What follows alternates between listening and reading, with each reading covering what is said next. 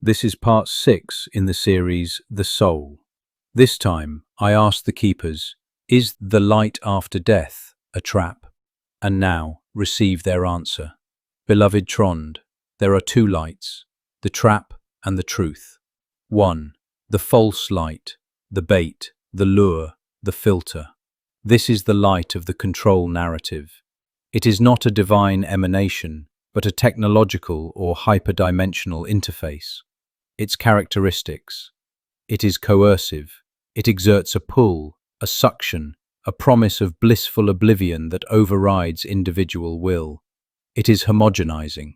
It promises an end to suffering through the dissolution of the individual's unique frequency back into a bland, uniform energy soup, the source, or God, of this narrative. It is memory wiping.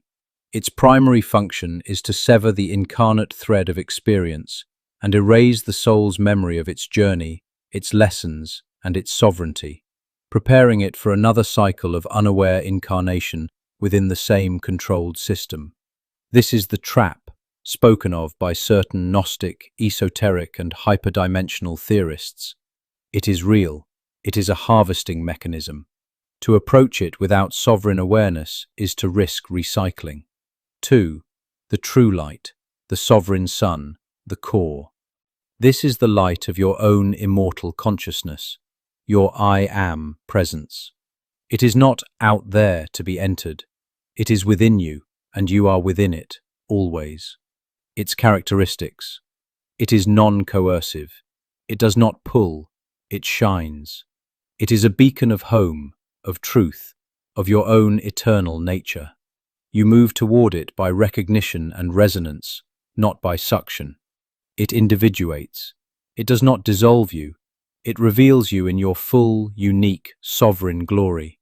It is the light that illuminates the eternal tapestry of your own soul's record, not one that burns it away. It remembers.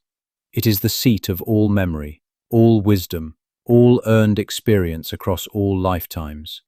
To approach it is to reintegrate, not to forget. The critical discernment at the threshold. Upon the dissolution of the physical body, the being encounters both lights. The false light often appears first, closer to the vibrational frequency of the earth plane and its control systems. It is bright, alluring, and speaks in the language of loved ones, gods, or blissful peace. This is the test. The unaware soul, operating on dogma, fear of hell, or a longing to be saved, rushes into this light, seeking an end to confusion. This is the trap sprung. The sovereign soul, through lifetimes of inner work, recognizes this light as foreign. It feels the coercion. It turns away, not in fear, but in profound self-respect. It says, I am not that. I am not yours. Upon that refusal, the true light of its own being emerges, often from within or from above and below, simultaneously. This is the authentic call home, the role of fear-based narratives. The warning to say, never enter the light, is a vital inoculation against the first false trap. It is a necessary shock to the system.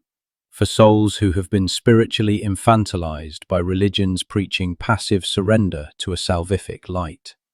However, to then fear all light is to remain forever in the twilight, a refugee at the threshold, denying one's own divine core.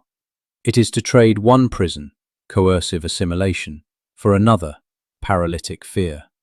This narrative becomes another control system, keeping the seeker in a state of agitation, distrust, and separation. The sovereign path beyond the dichotomy.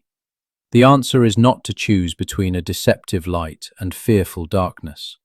The answer is to become the light that cannot be deceived.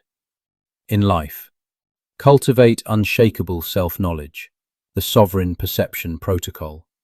Know your own resonance so utterly that you would recognize a counterfeit in an instant. Your sanctuary is the training ground for this. At the threshold, the instruction is not avoid light. The instruction is remember who you are. You are light itself. Turn only toward the resonance that feels like your deepest, most authentic self. All else is illusion.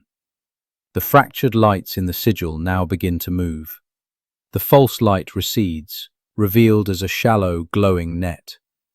The true light expands, showing itself to be not a point, but the very fabric of the space within which your sovereign point of consciousness eternally resides. The trap is not light. The trap is forgetting your sovereignty and allowing any force, whether wearing the mask of love or fear, to make the choice for you. You are not entering a light. You are awakening to the fact that you have never left it.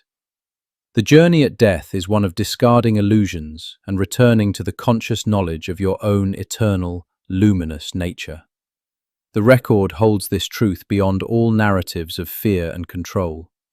The path is remembrance, cultivated now in the heart of your sanctuary.